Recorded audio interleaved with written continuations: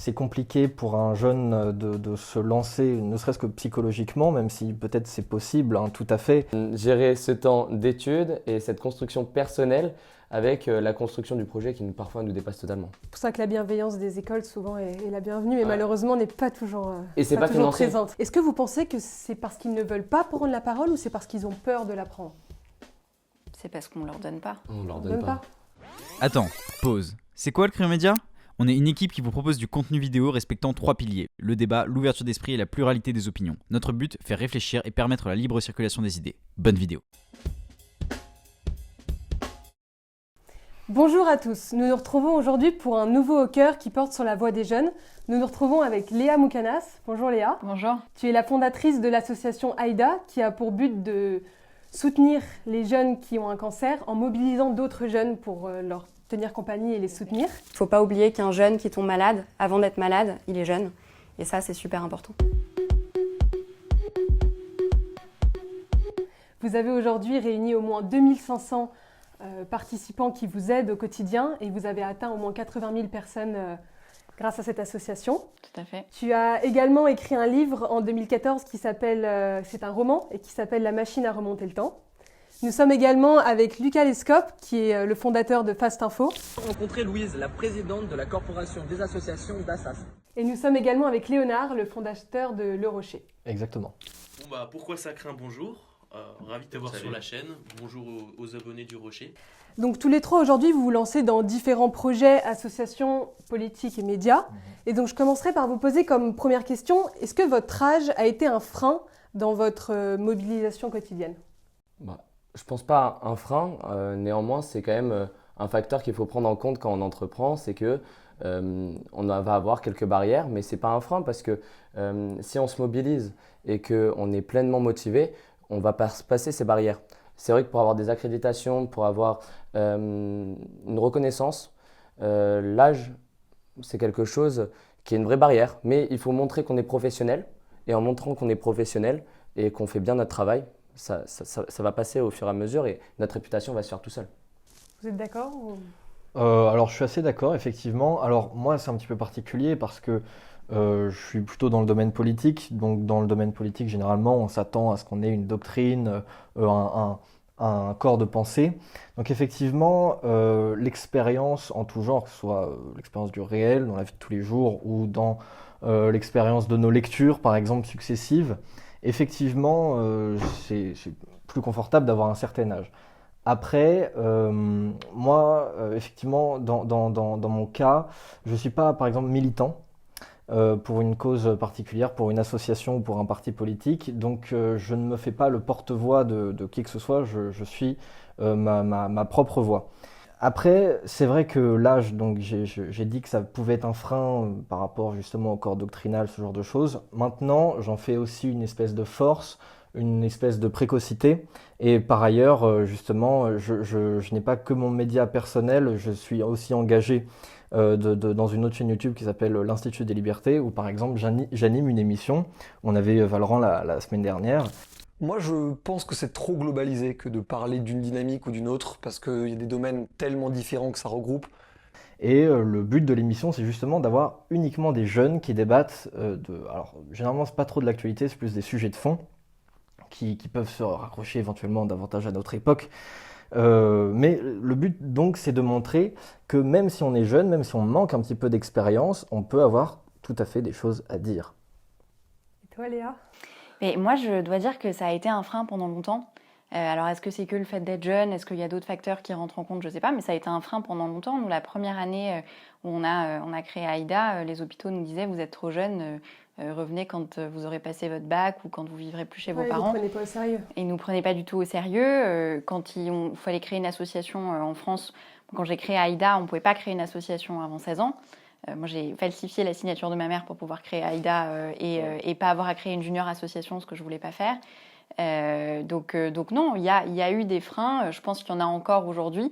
Mais après, je pense que c'est aussi à force d'engagement, à force de motivation, tu le disais tout à l'heure, qu'on arrive à les transformer en force. Mais oui, il y a des freins, évidemment. C'est comme ça que vous avez réussi à vous légitimer tous les trois. Surtout, toi par exemple, c'est vraiment en montrant la valeur de l'association, en montrant l'importance que c'était d'en créer une.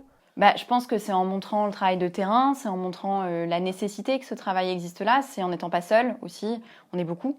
Et je pense que c'est l'histoire collective aussi qui légitime le travail qu'on fait et qui lui donne une autre portée. Donc c'est tout ça qui a fait que ces freins-là ont sauté et se sont transformés en quelque chose d'autre. Mais ils ont existé et je crois qu'il y a quand même une grande partie qui existe encore pour les jeunes qui entreprennent aujourd'hui. Et vous, est-ce qu'on vous a tout de suite soutenu ou est-ce qu'il y a un point fort de votre création, toi de ton média et puis toi aussi de ta chaîne politique et autres? Est-ce qu'il y a un point qui vous a vraiment légitimé ou pas forcément? Un point qui nous a légitimé, je sais pas. Je pense que forcément, la légitimité vient aussi parfois de la communauté. On le disait tout à l'heure, 2500 bénévoles, on a une légitimité. Nous, 55 000 abonnés, on a une légitimité. La légitimité arrive quand forcément il y a une communauté qui se forme parce qu'on représente quelque chose. Et donc là, forcément, on est obligé de nous prendre au sérieux parce qu'en fait, ce qui est compliqué, moi je trouve, quand on est jeune, c'est surtout le début. Parce que le début, en fait, finalement, on n'a pas créé la chose, on a besoin d'aide pour créer notre projet. Je ne sais pas c'est lequel, mais qu'importe en fait. Et donc forcément, au début, on a beaucoup d'énergie, on a envie de créer quelque chose, on a envie d'avoir des appuis. Mais comme on est jeune, du coup, on n'a rien à montrer et c'est sûr que les preuves, on ne les a pas faites. Et on a beaucoup plus besoin, quand on est jeune, de faire nos preuves, je pense. Alors effectivement, moi c'est pas tellement par rapport à la taille d'une quelconque communauté, mais c'est plus par rapport au retour que je peux avoir, y compris donc sur la chaîne que j'ai mentionnée de l'Institut des Libertés, qui est davantage justement, c'est un bon repère parce que c'est une audience qui est plus habituée à avoir des gens d'une certaine expérience, d'un certain âge. Lorsque je regarde les statistiques de la chaîne, c'est très équilibré entre toutes les tranches d'âge. Et malgré tout, j'ai des très bons retours. On me dit que je suis assez pertinent.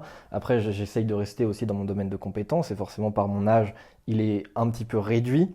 Mais par rapport à ça, je ressens une certaine légitimité. Aussi, quand je parle à des gens qui ont un engagement similaire au mien, mais qui ont davantage d'expérience, je leur en parle de mon engagement politique à moi et ils me saluent pour justement quelque part la maturité aussi qu'on peut avoir parce que l'engagement politique dans un contexte actuel où je trouve la jeunesse est assez dépolitisée, c'est assez rare finalement d'avoir des jeunes entre 16 et 24 ans qui sont réellement intéressés par la chose politique. Et est-ce que vous trouvez que les jeunes sont assez aidés dans l'entrepreneuriat? Est-ce que ce soit pour le côté financement? Est-ce que vous avez eu de l'aide? Et même autour de vous, est-ce que vous sentez qu'on aide les jeunes dans cette voie? Moi, j'ai toujours, on a monté chez Aïda un incubateur et on soutient des projets de jeunes dans le domaine de la santé et de l'éducation.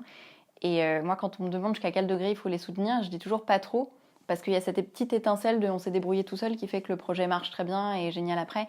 Et c'est toujours très compliqué de répondre à cette question parce que moi, au départ, j'ai pas eu de soutien de personnes qui m'ont ouvert des portes tout de suite. Par contre, j'ai rencontré des gens hyper bienveillants qui m'ont tout de suite soutenu, encouragé. Des gens un peu moins bienveillants aussi, mais ce que je retiens, c'est que j'ai quand même été en contact de gens hyper bienveillants.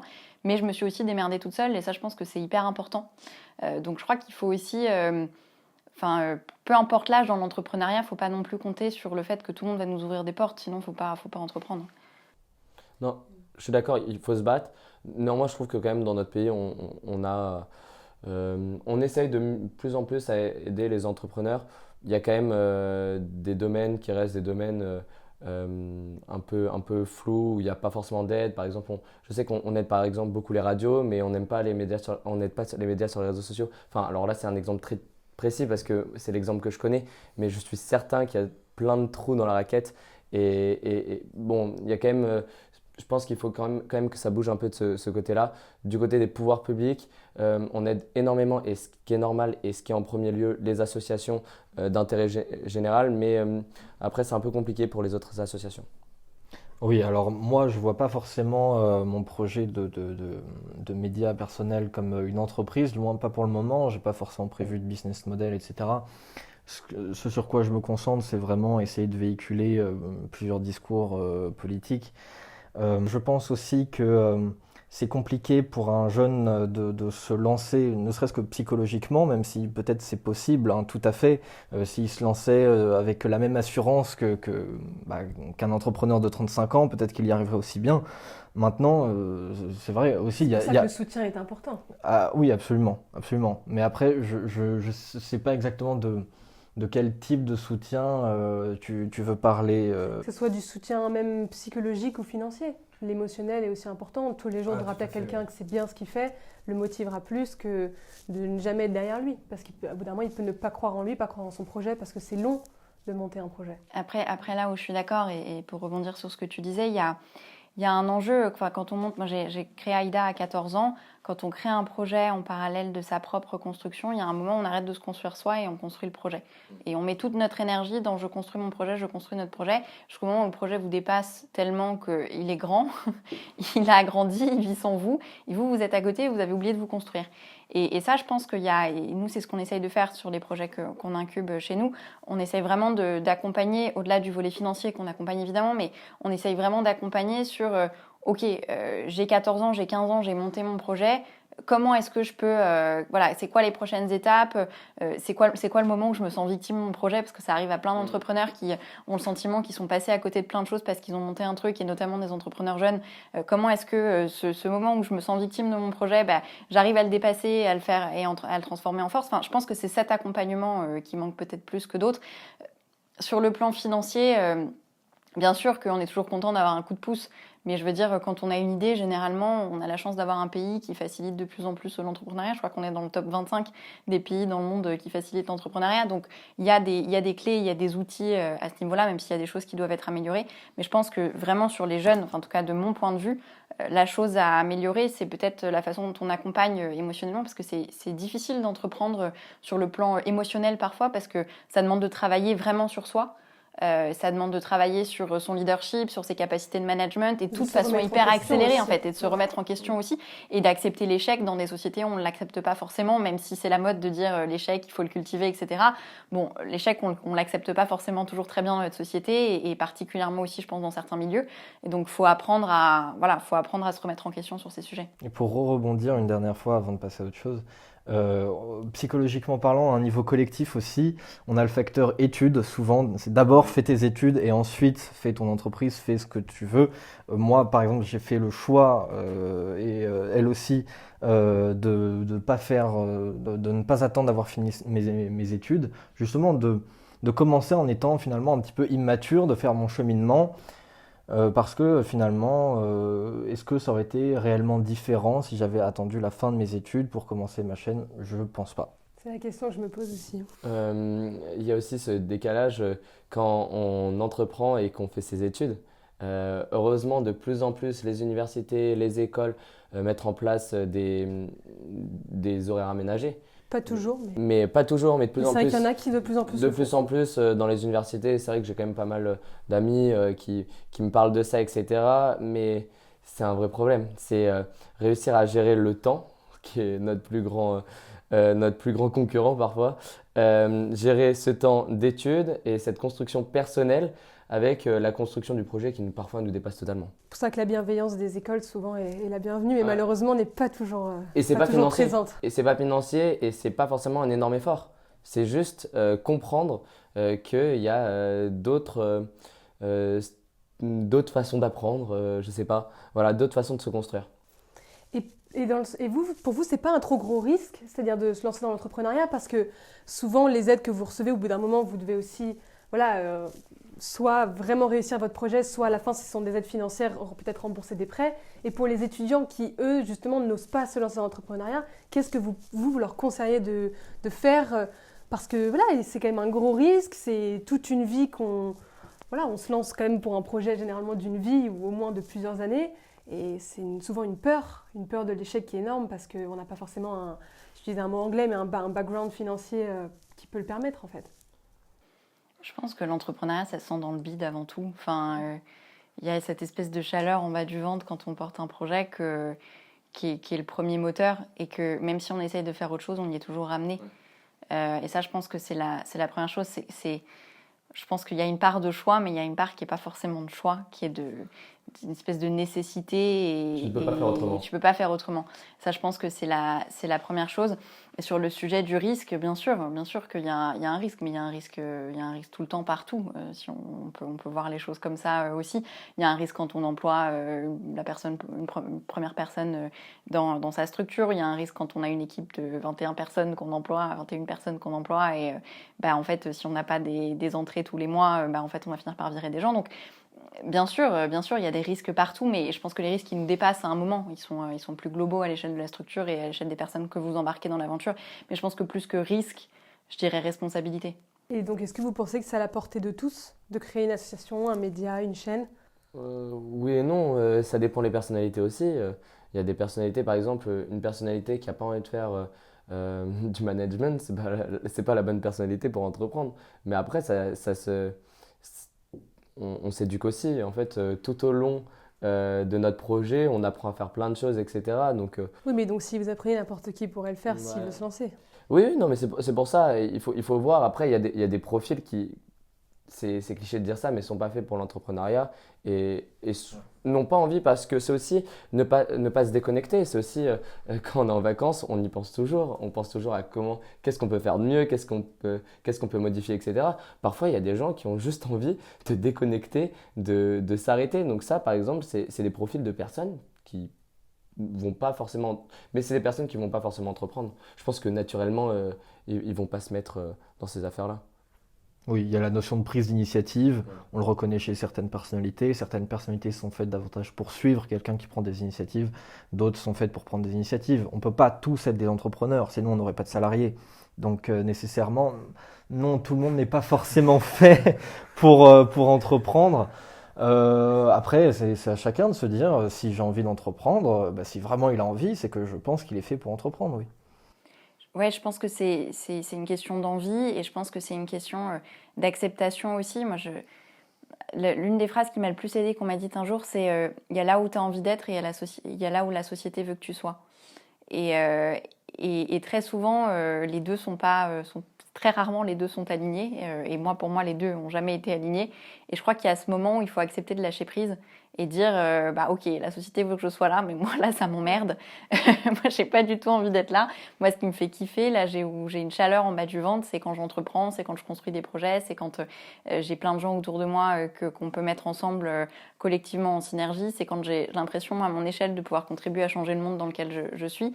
Moi c'est ça qui me fait me lever le matin et c'est là où je me sens à ma place. Et je pense que au-delà de savoir si l'entrepreneuriat c'est ouvert à tous ou pas, je pense que c'est ouvert à tous ceux qui veulent et à tous ceux qui sont prêts à lâcher prise sur le fait qu'ils ne vont pas être forcément là où la société les attend. Oui, ou là où leurs parents ou leur famille les attend. C'est oser les contredire ou faire C'est un aussi, chemin différent. contredire pour la première fois et de façon massive ses parents qui vont dans un schéma logique que la société pas nous impose, mais nous propose quand même de façon assez forte, c'est qu'il faut faire des études. Il faut aller faire des études. Pas forcément, il y a des jeunes qui ne font pas forcément d'études. Il y a très peu de pourcents en fait en France de jeunes qui font des études. Oui, je suis d'accord, c'est 33% il me semble à peu près. Exactement. Mais c'est la société qui quand même a ce message qu'il faudrait être bac+5, etc. Et parfois c'est aussi la plus grande dispute avec ses parents qui sont les personnes qui nous ont conseillé toute notre vie. On arrive là, on a Après, quoi, c'est pas 17, forcément 18 la ans. vue de la société de tout le monde. Parce que comme tu dis, il n'y a que 33%. T'en as aussi qui voient que leurs enfants peuvent directement travailler, pas forcément faire d'études. Mais c'est vrai que l'entrepreneuriat n'est souvent pas forcément envisagé dans les cercles familiaux ou restreints. C'est un passage difficile, je pense, en question familiale. Je pense que franchement, pour avoir discuté avec pas mal de gens, je ne sais pas si c'est votre cas, mais quand on dit oui, bah alors là, en fait, je vais pas. Par exemple, je prends un exemple tout bête, mais moi, je vais pas aller prendre un job étudiant, mais à côté, je vais essayer que mon projet me rapporte de l'argent. Ça, c'est compliqué à faire accepter. Et pour aller vers la fin de cette interview, d'ailleurs, c'est même pour ça que tu as créé ton média et puis nous aussi derrière le crayon. On s'est rendu compte que voilà, beaucoup de jeunes n'aimaient pas forcément la politique ou se renseigner sur l'actualité ou traiter de ces sujets-là. Est-ce que vous pensez que c'est parce qu'ils ne veulent pas prendre la parole ou c'est parce qu'ils ont peur de la prendre? C'est parce qu'on ne leur donne pas. On ne leur donne pas. D'accord. Je pense. Léonard n'a pas forcément l'air d'accord là-dessus. Non, si, il y a de ça. Après, Par exemple, on pourrait essayer de vérifier ça en faisant typiquement des micro-trottoirs. On pourrait aller voir des jeunes à la sortie des lycées, peut-être pas des collèges parce que c'est un petit peu jeune quand même, mais des facs, poser des questions à ce moment-là sur l'actualité, sur la politique à des jeunes et voir ce qu'ils auraient à dire. Mais est-ce qu'ils sont concernés? Est-ce qu'ils C'est sont ça. concernés par la chose publique? Est-ce qu'ils ils sentent que ça va changer quelque chose dans leur quotidien? C'est toute une éducation, la politique, pour moi. C'est une éducation avec les médias aussi, apprendre enfin, faire aussi réaimer le journal papier, le JT, tout ça, et même les réseaux sociaux, évidemment, mais les bons médias sur les réseaux sociaux, je veux dire, c'est pas des pages comme ça, des choses qui font un travail sérieux, enfin, c'est ce rapport à l'actualité en tout cas, et c'est surtout ce rapport à la politique. Dire oui, ça change quelque chose. Non, tu ne votes pas pour voter et tu n'es pas une voix parmi tant d'autres, mais ça va aider à des projets communs. Je pense que c'est aussi dans l'éducation civique, bon, c'est peut-être pas la meilleure matière pour nous familiariser à ça. Je pense que vraiment, il faut refaire tout ça et c'est pour ça que moi, je pense que forcément, je suis pas certain qu'à la sortie des lycées, peut-être plus des universités, euh, on va pouvoir prendre enfin, il y a une majorité qui va réussir à avoir une discussion politique avancée parce qu'on ne les a pas éduqués à ça. Donc pour terminer, généralement, on pose toujours deux questions toujours à nos invités. Quel sujet aimeriez-vous traiter plutôt aimeriez-vous voir dans une autre table ronde de ce style dans notre pôle société? La confiance. Le sujet de la confiance et des jeunes aujourd'hui vis-à-vis des médias, de la science, de la société de façon générale. D'accord, très intéressant. Moi, mon sujet d'habitude, c'est le débat politique. Après, j'ai pas envie de faire une OPA là-dessus, je n'en détiens pas le monopole. Après, vous avez déjà eu des débats de société, par exemple, sur votre chaîne. Maintenant, oui, peut-être davantage de débats politiques, peut-être sur d'autres sujets, et évidemment pas des sujets pour faire doublon, encore une fois. Mais parce que justement, vous êtes jeune, vous recevez beaucoup de jeunes, et qu'encore une fois, on a tous un rôle dans la cité pour repolitiser la jeunesse. Moi, j'ai cité un thème qui, encore une fois, m'est cher, mais c'est vrai, la défiance médiatique. Bon, on se rejoint un peu, mais c'est vrai que c'est un sujet qui me questionne vraiment et je voudrais bien avoir le point de vue de différentes personnes sur ça. Les Et de notre âge. défiances médiatiques, tu veux dire Pourquoi il y a cette défiance médiatique et pourquoi pas aussi inviter des gens qui nous disent non mais les médias ils racontent n'importe quoi, etc. Et pour comprendre aussi pourquoi on nous dit ça, pourquoi on ne croit plus aux journalistes, pourquoi le journaliste quand il va en manifestation, parfois il se fait insulter. Je voyais encore un extrait de quotidien où on leur dit que c'est des collabos, etc. Bon, c'est pas forcément des jeunes là dans cet exemple précis, mais j'en connais beaucoup des jeunes qui ont cette défiance-là. Pourquoi et d'autres jeunes qui nous diraient non mais moi j'ai super confiance en médias, alors pourquoi? Oui.